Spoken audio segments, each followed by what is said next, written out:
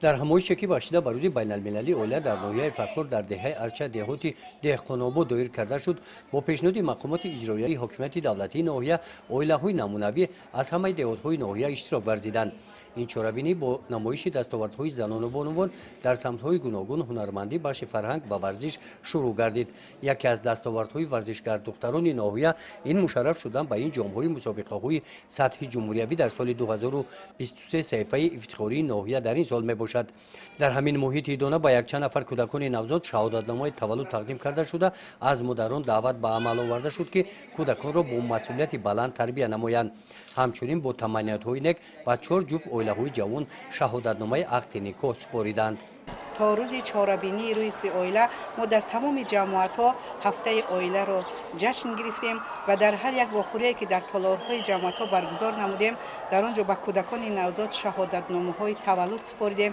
این چنین عاید مسائل پیشگیری پشتکاری اویلاها، سری وقت گرفتن شهادتنامه تولد به طفلان نوزاد، نابالغ به شوهر دادن دختران، گذشتن از معاینه طبی حتمی نوخانه‌دار شوندگان و عاقبت و ضرر نیکوی خشتباری به مردم از نزدیک سخن راندیم. من فکر میکنم که گذراندن این چهاربینی ها بار دیگر از آن دلالت میدهد که اویلاهایی که امروز تشکیل مییابند اساسشان را یکدیگر فهمی و حرمت احترام طرفین تشکیل نمایند.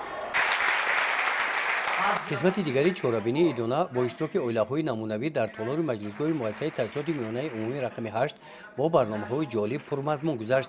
در این بخش اویلاهای نمونوی از روزگار خود قصه کرده و سوالهای اشتراکچیان جواب دادند که این صحیفه چهاربینی در سمت مستحکمی اویلا برای اویلاهای جوان از منفیت پر بودند. مسلم است که جامعه سالم از اویلای سالم وابستگی زیست دارد و مهم نگهداری اویلا است، نه برپا کردن اویلا. و من خودم رو یکی از اویلای خودم رو اویلای خوشبخت‌ترین می‌حسابم و مهمیت پایداری و خوشبختی اویلا رو در با تمکین بودن و با صبر بودن می‌حسابم. من پیش از همه مستحکمی اویلا رو در یکدیگر فهمی، حرمت و احترام یکدیگر، صبر و تحمل می‌دونم. سپس در چنین محیط ایدانه جانشین رئیس ناحیه فرخور و معاون یکم رئیس شورای حرکت وحدت ملی و احیای تاجیکستان در ناحیه فرخور تشکیل کنندگان این چهاربینی نزد اشتراکچیان همایش برآمد نموده برای تربیت درست فرزندان با یک چند نفر از اویلاهای نمونوی ناحیه از نام مقامات اجرایی حکومت دولتی ناحیه فرخور سپاسنامه‌ها تقدیم نمودند.